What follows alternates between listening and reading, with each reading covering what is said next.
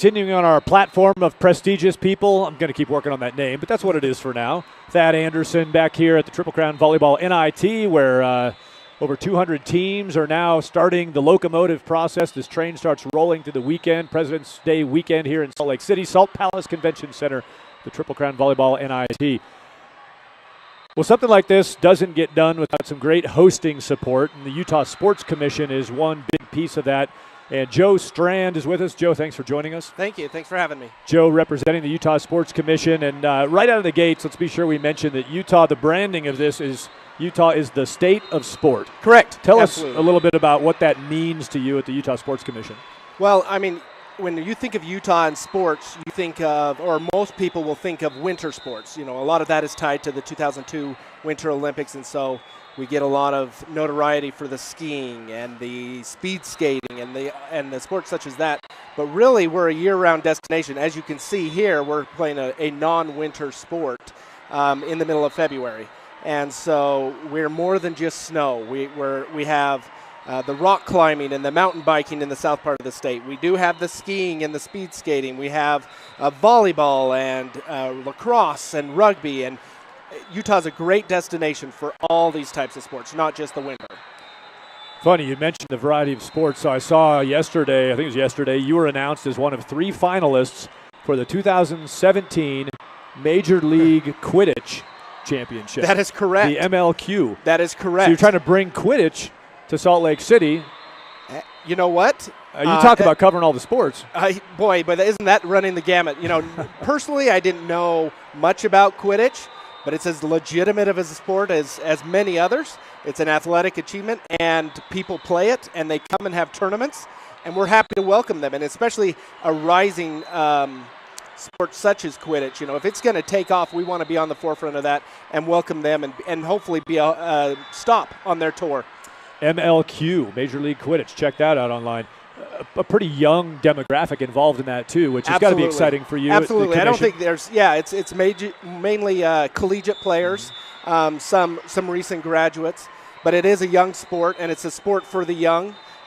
Depending on how versed you are in Harry Potter, there is a lot of physical contact and some extreme sprinting. So I guess we'll all be introduced to it together. Well, we're going to learn a lot on maybe a more mainstream or a recognizable sort of an event that people have seen floating around that people know is a great one to land. You're hosting first and second round men's NCAA basketball action this year. Absolutely. At the arena in town. Yeah, we're a pretty frequent stop on that, hosting the first and second rounds. We're very happy to have them back. We have a very good relationship with the NCAA.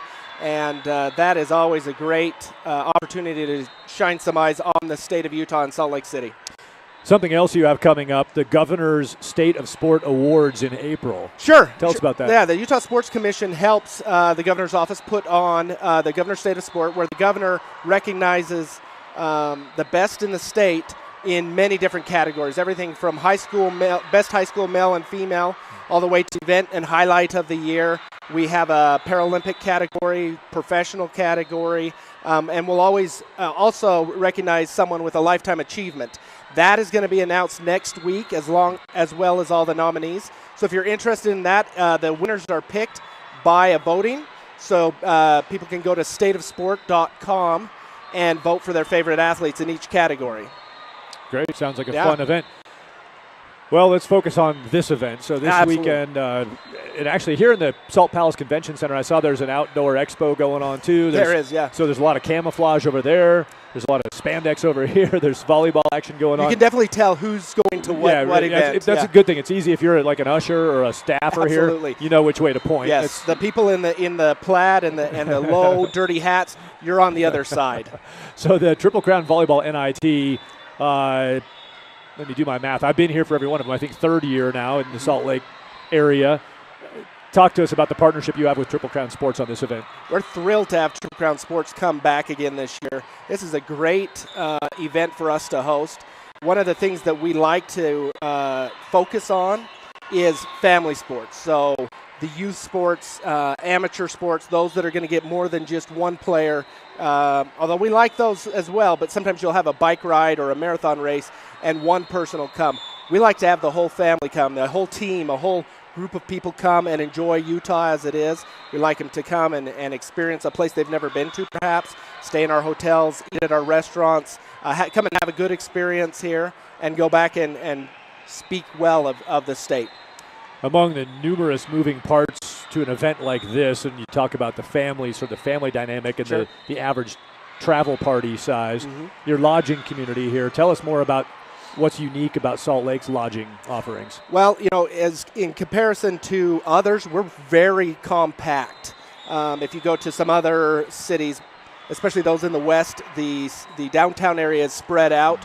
Perhaps there's a few hotels around the convention, but our airport is a mile and a half away. It's a $2 light rail fee to just come over here, and all the restaurants and hotels and convention center and tourist sites are all within about a mile walk.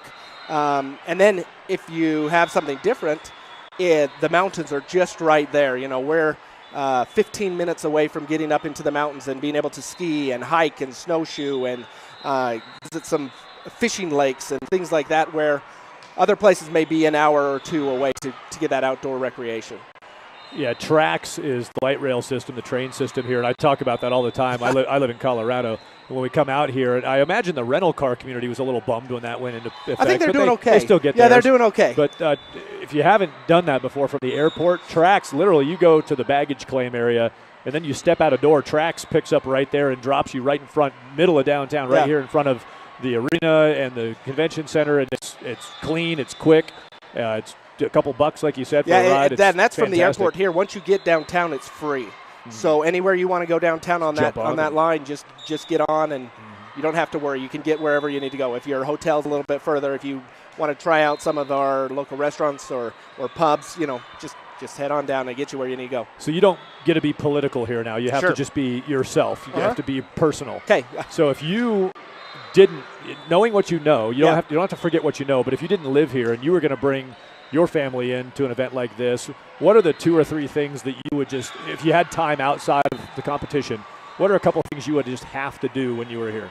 I'm Olympic biased, so one of the things that I would have to do is go up to Park City and visit the Olympic Park. You'll see all the time on these clickbait websites, hey, what is Beijing doing with their Olympic sites now? And you'll look, or Greece, and you'll look and you'll see, their softball complex is overgrown with weeds, and these grandstands are falling apart already. Brazil, not to speak evil of our Olympic friends, but they're in some financial problems right now. Utah has kept up on their Olympic facilities, and we use them all the time. So you can go up to Park City and visit the Olympic Park. You can see people doing the long jumps and the high jumps, and the year-round. They've got a summer training facility as well. You can actually ride in the luge or do a skeleton run yourself and experience what that's like. And all the facilities, our oval out in Kearns is in great shape, and are perennially having world-class competitions out there. So visiting the Olympic venues would be one. And then 2, the Big 5. We have 5 national parks here in the state, and they are world-renowned. If you can get a spot in line, they're almost too popular, and many of those people are foreign tourists, and go and see some of the amazing things that Utah has to offer on that side of the state. The Arches and Zion's Capitol Reef. They're amazing places to visit, things that you won't see elsewhere in the world. Yeah, and I can personally vouch for what you're talking about, those Olympic facilities, having been up in Park City, and the maintenance. It's eye-popping. It almost looks like the event's about to start again. I mean, they look like they're ready to go. I know without being political, we're ready to go. So if there's a need or something happens, we're ready to go. I think the Utah football program also benefited. Rice-Eccles Stadium was one of the hubs, and that still had a lot of carryover effect as far as the venue quality. Absolutely. They got a better stadium out of it, a remodeled better stadium out of it, housing.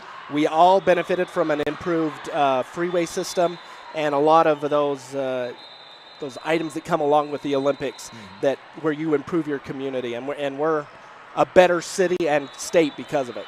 We're in February of 2017. How's the ski season going this year? It's great. It's been warm the last couple of weeks, but we've had almost too much snow. And we have the greatest snow on earth, and so the powder has been pristine this year. It's been fantastic, and I think everybody at the resorts, Snow Basin and Alta and Solitude, they've just been thrilled with the results of the snow this year. Joe Strand with the Utah Sports Commission. As we wrap it up, anything we haven't gotten to that is important that we talk about with the commission? You know what? We're just actively always involved in all types of sports. So we run everything from the web.com stop here that'll be at Oak Ridge Country Club this July, all the way to be involved in Major League Quidditch, which is a new and unique sport. So if you're interested in any of the sports that are coming to Utah, you can visit utahsportscommission.com or follow us on Twitter and Instagram, State of Sport, and it is our tag on both, State of Sport.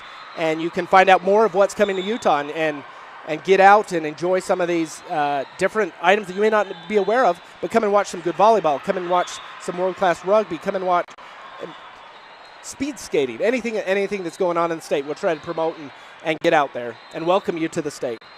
Joe Strand with Utah Sports Commission. Joe, thanks for your time today. You bet. Thanks for having me. Thanks for hosting. You bet.